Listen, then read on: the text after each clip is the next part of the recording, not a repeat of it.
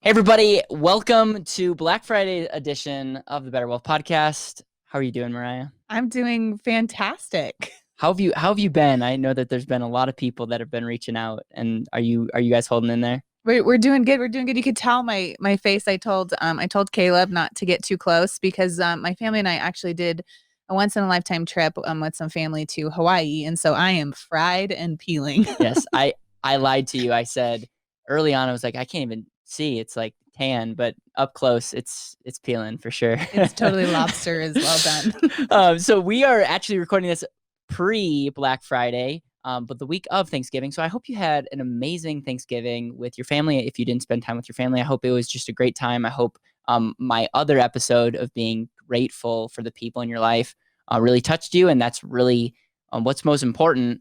What we're going to be talking about is Americans got a problem. They have. I think what we're going to call this is Americans will spend over $1 trillion. Yes, $1 trillion on Christmas this year.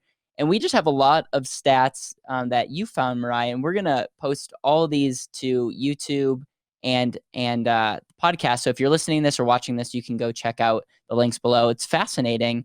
What is your key takeaway from as we were reading through some of these stats? You're like, wow, no wonder people have an issue. Well, I think it really came down to working at BetterWealth, being a part of the BetterWealth family. My mind is definitely being opened to a lot of new things and different way of looking at things. I remember last year coming across Jordan Page, who's a big Yep. YouTuber, and she's a great. I think she's a Mormon family with like 8 kids, Wow, that's and amazing. her Christmas budget is really small. And I literally was like, "How do you do that?" And she has this great video that showed the way she budgeted and ways of making Christmas really special for your kids, but at the same time keeping it within a really tight budget. And I was really surprised. And I remember coming across this year since we have kids and saying, all right, what should the budget be? What is really realistic? What are we looking for? What is going to not be hurtful but helpful for our family economy? And then I just got the better wealth bug and said, how Yeah. much do people spend on Christmas? How messed up are people in the United States? And I was blown away. I thought, oh, if Caleb could only see this. Yeah, I was horrified.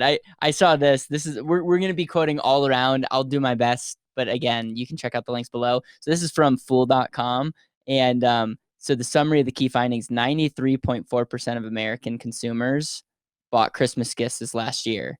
This is a study in 2019.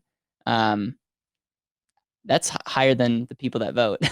like like the that's one of the most united things that we are as a country for sure. I That's nuts. And the average American will spend $882.45 on Christmas gifts, food, decorations, travel, miscellaneous holiday related expenses that include people, and that includes people who didn't buy gifts. So it's just this time of the year is is just a time where a lot of people spend. I know that you have some stats that are pulling up people from different Yeah, the age generation. groups. Yeah.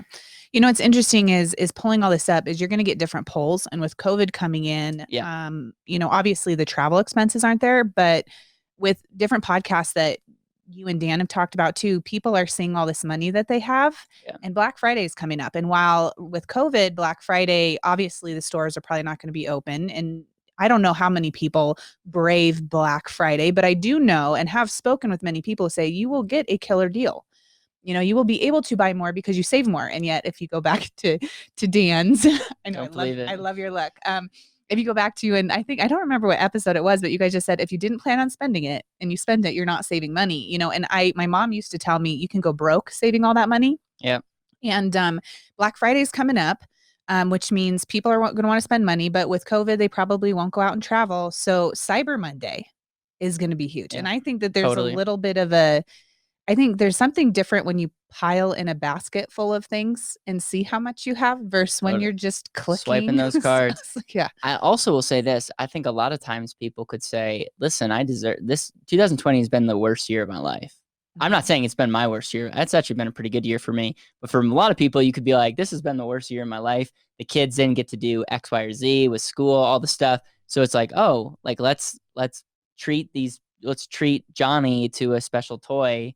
And it's like, man, that can add up. What's interesting? This is World Economic Forum, and this is where it says that this year Americans will spend on average $942, which is up from last year, $57 more than last year. In some countries, 1/5 of people go into debt to pay for Christmas gifts. And then it says this: Americans will spend over $1 trillion. This is a World Economic Forum study. Americans will spend over $1 trillion on Christmas this year. U.S. consumers tell Gallup that they plan to spend on average this year $942. And you know what's interesting? There's a chart here where it says Americans' Christmas spending plans each October. What's interesting is it shows like in 2002, it was $695, and it increased all the way to the year of 2007. Yeah. And in 2007, people paid $909. Now, if you include inflation, that's actually that's a lot of money. But that was right before 2008, the Right. economic crisis. The year after 2008, it was 740, which is still a lot of money for Right. I mean, a lot of people are out of work. And then in 2011, it was as low as $712. And we just see this thing creeping up, creeping up, creeping up. And now we're going to be at an all-time high. It almost makes you wonder again, if you look at this chart, this is like totally not interest rates related, whatever. It's just interesting. It's like, is it going to continue to go up, or are we going to see a 2008 like dip in the future? But yeah, it's very, very fascinating. Right. And I think one of the things that was also really fascinating, is that you were talking about the amount of people that actually bought gifts. But they're also, within those amount of people, they say that a little over half, 56.3% of Americans who bought gifts actually set a budget, which seems pretty good when you think of that many people setting a budget. But, right. I But want to see those budgets. Is it like, I, I'm not going to max out the credit card this year? That's my budget. right. Well, and then they go to say, but only 64% stuck to it. But you're right. What do those budgets look like? What 21.5% responded that they went into debt. And I don't Yeah.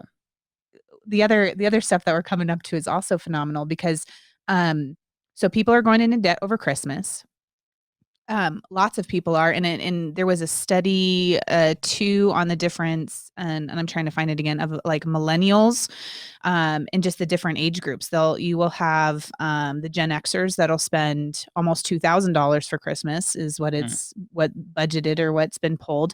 Millennials will spend about 1,500, and our baby boomers will spend about 600.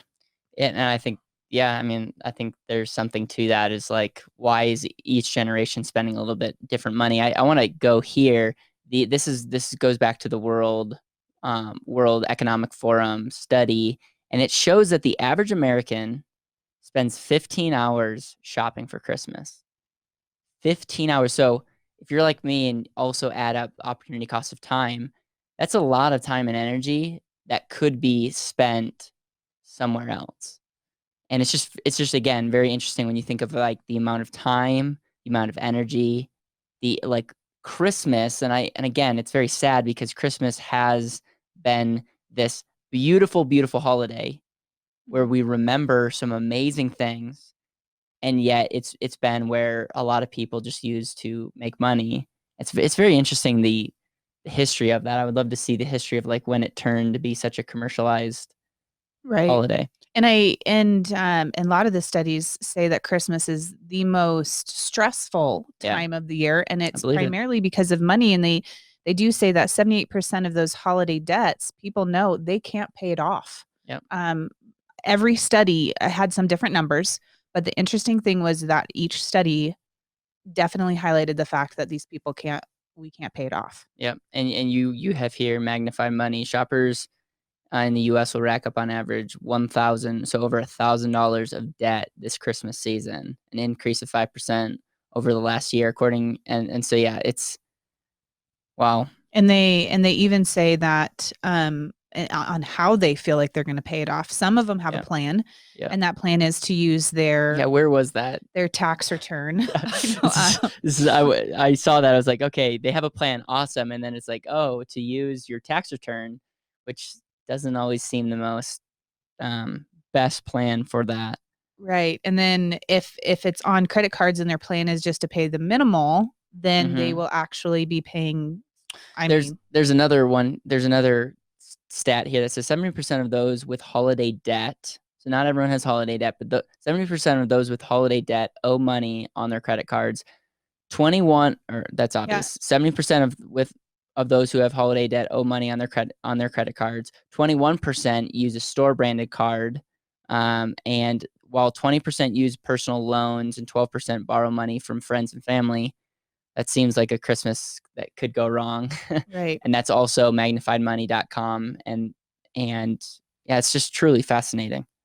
Yeah, I think the thing that got me because so this podcast was totally I was reading up and it was primarily a mirror too. Going to be honest, like it's Yeah. totally a mirror. I know that you and I were raised different with different backgrounds on Christmas, and I was not. I think my family definitely demonstrated this Santa Claus mentality that we were going to be overly and abundantly blessed at Christmas, and Got it. not that I felt like as a kid I expected that, but it was definitely something that was shown. Each year was a little bit more. Each, Yeah. it was a little bit bigger, and so I think the mentality when I became a mom Hmm. was that I had to offer that. And so I definitely know that a lot of these stats it was a big mirror to be like, oh yeah, that Yeah. is how I did it. It was, we can't pay it off now, but we're going, we are going Yeah. to have some money in our tax return coming back. We'll be able to pay it off then. Paying minimals on things. And because of the opportunity costs that we're learning about now, Yeah. at BetterWealth, to be able to be like, gosh, for one Christmas, it took me 5 years to pay that off, but there are other Christmases within there. And Yeah. so kind of like student loans being this huge overhang Yeah. Yeah. Christmases. And you're right, it shouldn't be. Yeah. I mean, couple things to just think about is that mentality of if you are going into debt for Christmas, check yourself why. Is it something deeper? It's like, hey, this year was a tough year, but I want to make everyone feel good by spending money. Like, what is it about spending money? What is it about gifting? I think there is something beautiful about buying gifts for other people. I think part of the reason why I'm cheap is that could be a bad thing too. Like my family was very able to do gifts and literally probably spent less than $50 a year on gifts, like per person. So I mean, like not terrible, but like nothing. Like I can't even relate to this. I mean, we Were they things that you needed? Like were yeah, they like my socks mom and would be underwear? like, "Here's socks, not underwear, but here's socks. Here's a flashlight." Like anything that she would have bought me just as a mom, she was like, "Oh, if I'll you save it need, for Christmas. yeah, I'll just put it in your stocking," kind of deal. And so I never really got this. And you know what's interesting? My grandma does $80 per um per kid, per grandchild kid, and that has not kept up with inflation, grandma. So my Carissa, the oldest cousin, has definitely got the good end of the deal. But she takes us out and she gets us very practical things. It's not necessarily that surprise. But other than that, we don't really get into the gift mentality, and that just wasn't part of our upbringing. It doesn't necessarily make it good or bad, but I definitely am grateful that like I remember talking to Dom and he said Mhm. Christmas, although their family wasn't very financially set, Christmas was one of those things where they went all out. Right. And so it is very interesting. It's take a step back. I look at opportunity costs. I go $1 trillion a year. Man, what if that money was spent on like actual education or actual things that are going to drive the bottom line? Like imagine where our country, like the opportunity cost of our country spending $1 trillion on this money. But I also think this is an interesting take, and I want to get your thoughts from a mom. Is how you can reframe this and say we're not going to spend $1,000 this year, we're going to change that. And I would be very interested in just creating content around like gifts and alternative to gifts because what's really important, like I don't remember what I got 5 years ago for Christmas, but I'm going back and spending time with my family. Right. That's what's important to me. And I think there's something there. Right. I think definitely Trevor and I's mind has been switched with Christmas a lot. And I think part of it too is we were just honest. We couldn't afford the things that some of our family members were putting up. And one of the truths I've had to realize is sometimes I look around and I say, what line did I not get into financially where I see everybody and their brother getting new cars for Yeah. Christmas? getting a new house for Christmas, doing that stuff. But when you read statistics and Yep. you really realize that most of these people don't have that money either. No, they And they're don't. going into debt. They don't. Right. Yep. And so I think that when I finally realize that, when I actually tell myself I'm not competing, these people are in debt, I don't want to compete myself into debt. And I think that that's a huge thing. I don't want to compete myself into debt. Yep. And if that's the case, and even when it comes to family members, even when this year I say, one of the things we did, Trevor has a lot of family, like a Yep. lot. He's got 9 siblings. There's 10 of Crazy. them. We right now have, I think, 22 nieces and nephews, and we still have some of the siblings Crazy. that don't have kids. And I remember wanting to do little gifts for the kids, but even that was huge. And I said, but why give them I'm just going to call it a McDonald's gift, something they're going to use for 3 seconds, it's going to break, and then that money is wasted. So one of the things that Trevor and I started to do is we started buying goats and chickens for somebody. We would spend that $100 on goats and chickens for a family through World Vision or something. And then we would make an ornament. I'd have the kids each year. We actually just picked ours out. We make ornaments for super cheap. Usually there's something shrink-a-dink I can shrink or something. And we literally just say the Wood family gift this year was that we gave a chicken and a goat in the Wood family name. And that's our gift. And it's not a paper pencil or something that the kids can play with, but to me, it was doing more good in the long end than the toy that was left on the ground at Christmas or something that was broke a day later. Yeah. Yeah. I feel like we could go into a whole nother segment of just the mindset behind gifts, and you could actually be putting your kids more behind by giving them a lot. I think there's something really special about that. One of the reasons why I'm really big into going on mission trips is I just think there's a lot that happens inside of you when you go and you can give and you can see actually helping other people. So yeah, we gotta end this episode. I know that this is time. I hope you had amazing time with your family. I hope Thanksgiving was truly incredible. I guess hopefully this episode made you click because of the title. And I just want to challenge you on check your heart. Don't feel like you are obligated or have to spend money that you might not want to spend. But then also don't be a cheap wad, right? Like I need to hear another message because I don't tend to buy many gifts at all. And really be intentional. I think that's ultimately be intentional in everything that we do. Don't be like the average American, spend 15 hours shopping. Like spend half of that and spend the other half learning about how you can create asset-based activities to create more revenue. And so any final thoughts from the Wood family? I think my parental point with Black Friday is I have been surprised more as a parent at how much my kids like the box than the toy. And I think that that's something that we remember each year. I keep saying, what if I get this for them, will they like the box better than the toy? And if I know they'll like the box better, I don't get the gift because they would prefer to just imagine. And I think a lot of kids are missing that. And, this year we're about to get what I call through the purge. We take what we've been blessed with. If we haven't played with it, we give it to somebody or we regift it to somebody else. And then we just say, okay, what is it that we need? And what are 2 things that we can potentially bless ourselves with this year or bless our kids? So we're definitely looking at Christmas different too, especially after these stats. Put in your comments below your Christmas hacks, your Black Friday hacks. Remember the episode that just because you have a coupon doesn't mean you're saving money. I will say this, if you know that what you want and you can get a deal, hey, that's efficiency, the consumer version of efficiency. So again, guys, we appreciate you guys. We're putting out content every day because we very much know that BetterWealth matters, living intentionally matters, and it's good to have you back. The red face and all, it's good. And I'm excited because this is going to be an amazing week. Take care. Thank you so much for listening to the BetterWealth podcast. It would mean the world to me if you could hit subscribe, leave a review, and share this with the people that you know and love.